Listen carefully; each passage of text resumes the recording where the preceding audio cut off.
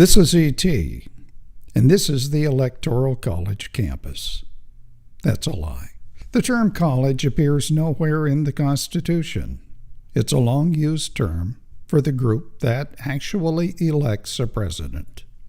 Here's how it works. Between November 2 and 8, American citizens vote for a president and a vice president, although the Constitution makes no provision for a people's vote. It does designate electors to choose a president.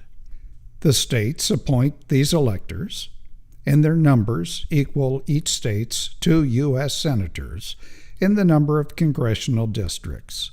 So, the more populous states, for instance California, have more electors. We have a grand total of 538 electors, that's all the states, plus the District of Columbia.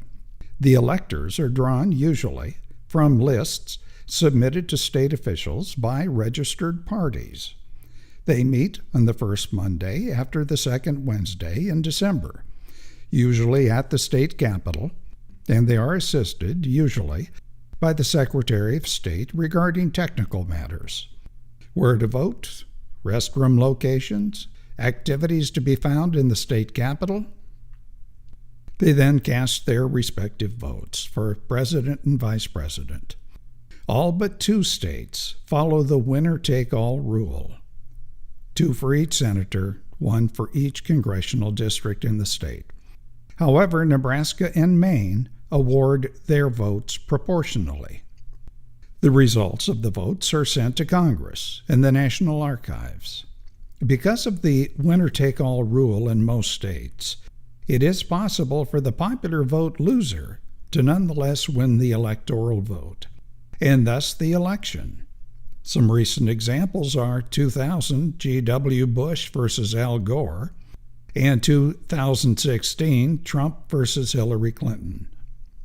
It's theoretically possible to win California, New York, Florida, Texas, plus a few other large states by just 1 popular vote and win the election even if every vote in all the remaining states went the other way. But in real life, most popular vote counts where the electoral vote differed are pretty close. On 6 January, the electors' votes are counted in a joint session of Congress in the House chamber. The affair is presided over by the Vice President, who announces the winners.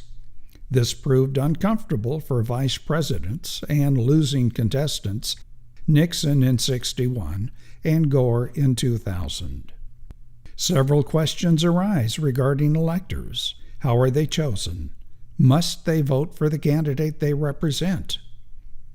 Anyone not a senator, representative, or person holding an office of trust or profit under the United States can be an elector.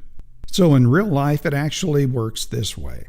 The electors are chosen from nominations offered by the parties, which themselves vote for them either by a state convention of the party or a vote of the Central Committee. The electors are generally state office holders, party leaders, or affiliated with a presidential candidate, all 3 of which pretty much guarantee the elector will vote as he is told. Through the history of the United States, 99% of the electors vote accordingly. But we have had about 150 faithless electors. In the 2016 presidential election, 7 electors were faithless.